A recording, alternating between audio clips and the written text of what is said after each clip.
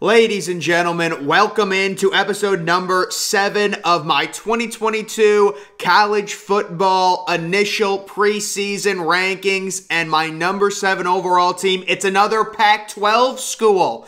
It is Utah. Very successful season last year, almost beat Ohio State in an absolutely incredible Rose Bowl. They return their starting quarterback, they return a stud defensive back, and they are my number 7 team.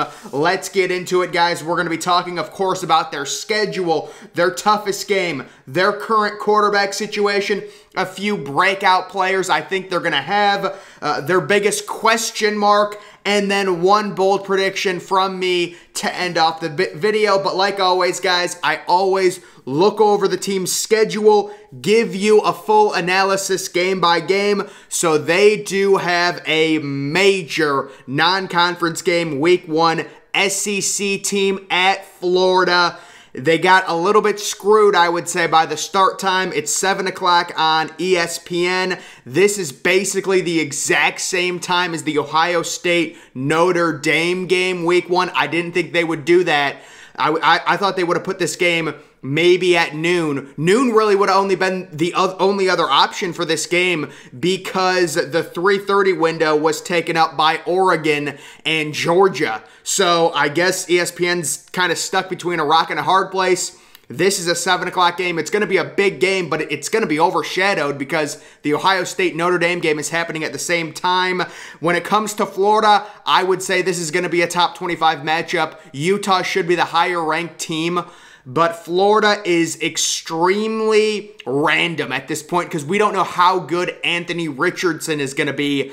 It just depends. How is he really a superstar potential college quarterback? So that'll be a very tough game. No matter how you slice it, you're going on the road. Week 1, Gainesville, prime time, raucous crowd. The recent line I saw, Utah was 2-point favorites in the most recent line. It opened as a pick'em. Utah's actually trended as a 2-point favorite. After week 1, they have a very easy home opener game against, I believe that's Southern Utah at 1:30 Eastern. So the Pac-12 teams have been doing this where they play at like 10 a.m. local time. That'll be a weird start. That'll be their home opener on the Pac-12 network exclusively. Very easy win. San Diego State at home. Week 3, San Diego State's not a bad team. They had a great defense, horrible offense last year. They do lose some production. I don't think San Diego State's going to be nearly as good, but still, that's no pushover. But it is a home game at 10 o'clock, and I certainly see Utah winning that game. Then they get into the Pac-12 schedule at Arizona State, very manageable, versus Oregon State, easy. At UCLA could pose a challenge. I like UCLA a lot this year with Zach Charbonnet, Dorial Thompson-Robinson returning for a 5th year. That could be tough. And then they get USC, the massive Pac-12 showdown. I'm expecting this game, 7:30 ABC. They get USC, most importantly, at home. USC was number 4 on my preseason rankings. This is going to be a heavyweight, could be a top 10 matchup, the best matchup of the season for the Pac-12. After that, if they could get through that unscathed, even if they have one loss, after that, the schedule gets a lot easier. At Washington State, that's a 10 o'clock game on FS1. You would expect a win there. Versus Arizona, versus Stanford, 2 very winnable games. At Oregon could be tough. At Oregon could be tricky, but Utah seems to have Oregon's number. So that's a game I think you go on the road in a hostile environment, you man up, and you get the job done. Oregon, they're a fringe top 25 team, but let's be real. They're replacing Mario Cristobal, Bo Nix. He's a decent college quarterback, but listen, if you're really a top 10 team, Utah, you got to man up and win that game. I don't care if you win it by 3 points, 7 points, whatever. That's a game you have to win, even though it's on the road. And then they finish at Colorado. Perhaps we see a little bit of snow in that game there in Boulder, Colorado. That will be late November at that point. I'm hoping for a snowstorm for that one. But guys, this schedule, it starts off with a bang at Florida. And then those 2 tough games in the middle of the season at UCLA and then versus USC. Even if you can just split those 2 games, go 1-1. The non-conference game versus Florida, if they are somehow able to win that, that is going to do huge things for the Pac-12 conference as a whole. You've got a Pac-12 team who's been hyped up in the preseason, going into kind of a very raucous environment against the Florida team. Nobody really knows how good they are. We know they're talented. We know they recruit very well, but the Anthony Richardson question mark. The only thing I'd be concerned about if I was a Utah fan, if Anthony Richardson is a superstar, that could be like a Heisman-type statement where he could win the September Heisman with that game, like 5 total touchdowns or something. So Utah, you've got that very tough early game. The good news, even if you lose to Florida, it's not a Pac-12 loss. So you're still good when it comes to the Pac-12 championship. You'd think they would beat UCLA, but that's a tough road game. And then the USC game. When it comes to their toughest game, to me, it really comes down to either at Florida or versus USC. And I think it's versus USC. USC is so talented. I understand they're going to be at home. Utah's probably going to be favored in this game.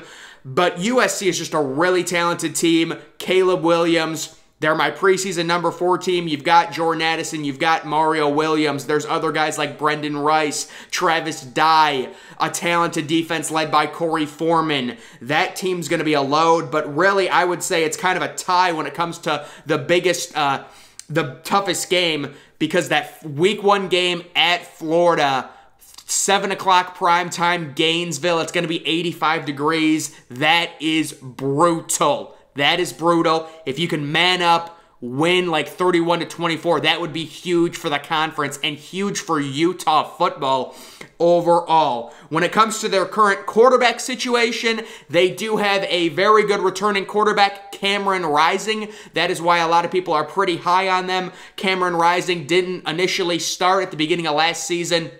He came in and started the final 5 or 6 games, 20 touchdowns, 5 interceptions, a very impressive QBR of 84. That was 6th in the nation. So Cameron Rising, with not the best supporting cast, had an amazing season going into his junior season. I think with Cameron Rising, I don't want to label him a game manager, but he really is just a calming presence. That's what I would say, a calming presence. He can make all the throws. No, he's not going to wow you with his athleticism. No, he's not going to win a Heisman. But if you want to win the Pac-12, if you want to make the playoff, you don't need Cam Rising to win a Heisman. You really don't. It's the Pac-12. It's a manageable schedule. You do have the game at Oregon at the end of the regular season, which could be tough. But Cam Rising, very good quarterback going into his junior season. He was actually from Texas originally, transferred to Utah, and he's really found a home there. Now, when it comes to a few breakout players, the guy on the defense that I'm looking at that I absolutely love, it's Clark Phillips III. Very interesting with Clark Phillips III. He was originally committed to Ohio State. He was the top DB. He was like Ohio State's #1 DB. Right around National Signing Day, he flips to Utah because Urban Meyer at that time had left Ohio State. He flips to Utah, and now he is a sophomore at Utah. You take a look at his stats last year, 13 pass defense. Clark Phillips III, he is only 5'10", but I love cornerbacks like Clark Phillips III. He's got dog in him. He's really aggressive. He gets in receivers' faces. I love cornerbacks that make receivers uncomfortable. You're aggressive. That's exactly what Clark Phillips is. He is only 5'10", but he's a guy that knows how to utilize his height. He is going to be the star of this defense with Devin Lloyd off to the NFL as a first-round pick. When it comes to an offensive player, their running back, these are stunning stats by Tavon Thomas. This kid's also a transfer from Cincinnati, and last year, 21 rushing touchdowns for this kid. He did only have 1,100 yards. I mean, 1,100 yards is not bad, but if you were to tell me someone was going to have 1,100 rushing yards, I'd probably say maybe 11 or 12 rushing touchdowns. This dude had 21 rushing touchdowns. Now, a lot of that is Utah, I'm sure. You know, there's different situations. You get down to the 1 yard line, he pounds it in. You get a pass interference at the 1 yard line. You get another. There's ways to run up your touchdowns, and maybe that's what happened with Thomas because he didn't have a ton of yards. But that is impressive. 21 just rushing touchdowns.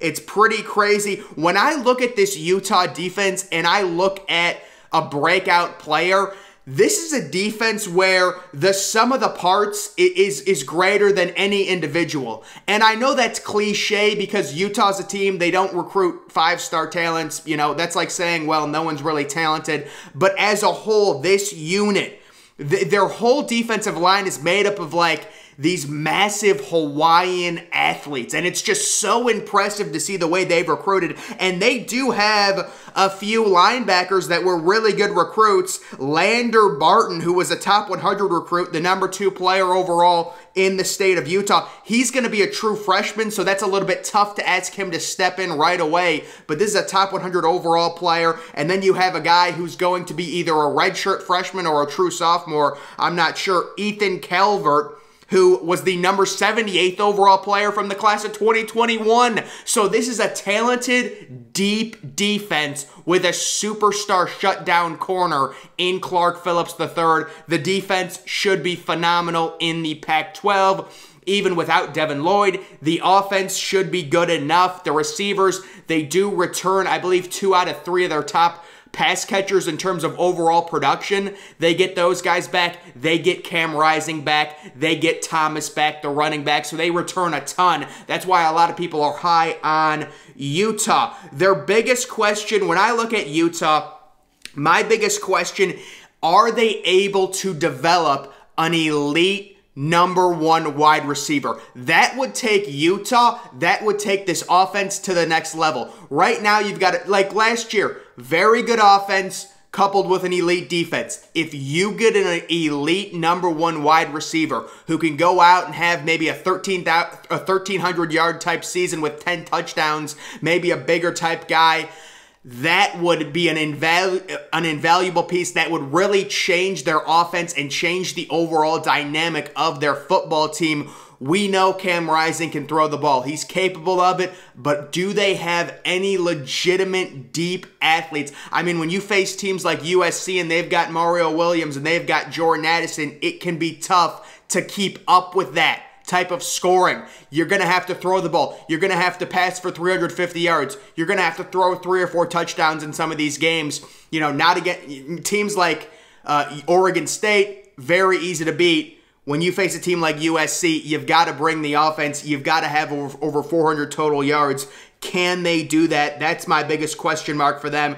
And then when it comes to one bold prediction, I'll go with their running back, Tavion Thomas, finishing top 10 in the Heisman. He had 21 touchdowns last season, not a ton of yards, but he could get, you know, let's say he has another 20 rushing touchdown season with 1,500 rushing yards. He could very realistically finish in the top in the top 10 of the Heisman voting. So that would be my bold prediction for Utah. But yeah, guys, once again, just looking at their schedule, mapping it out, it's that week 1 game on ESPN that's really going to set the tone for this Utah football team. They're going to be ranked really high in the preseason, at least top 15, you would think. Florida, I would say, is probably going to be ranked maybe 20th, 24th, 25th. I'm sure they'll probably be ranked. They're a very talented team, but they're extremely random. It's just very tough to predict how good Florida will be because we don't know how good Anthony Richardson really is going to be. We know he's a really good athlete, but is he a really good quarterback? That's to be determined. Week 2, Week 3, Week 4, Week 5, those are all really winnable games. At Arizona State, maybe a little upset chance, but I'm guessing they're going to be able to win that game with Kyle Whittingham. They're a very well-coached team. That's the other thing. Very great coach. They have Oregon State is a win. Those 2 tough games in the middle of the season at UCLA and versus USC, I'm guessing they go 1-1. They split both of those games, and then you've got a very easy finish with at Washington State versus Arizona versus Stanford at Oregon. That could be a tough game, but they own Stanford. And then at Colorado to finish out the regular season. That is Utah's schedule. They are very optimistic. It's great to see a team that, maybe isn't always a top team in college football suddenly, with Cam Rising, with this defense, with this coaching staff, they're kind of revitalized, and they've got a crazy rabid fan base. They've got a great home field advantage. They are my number 7 team on my initial rankings, top 10 ranking. That's great for that program. It really is. It's amazing. But guys, that is going to do it for this video. Make sure you're following me on Twitter. Link to that's always in the description. I'm, of course, the Depressed Ginger. Thank you for watching.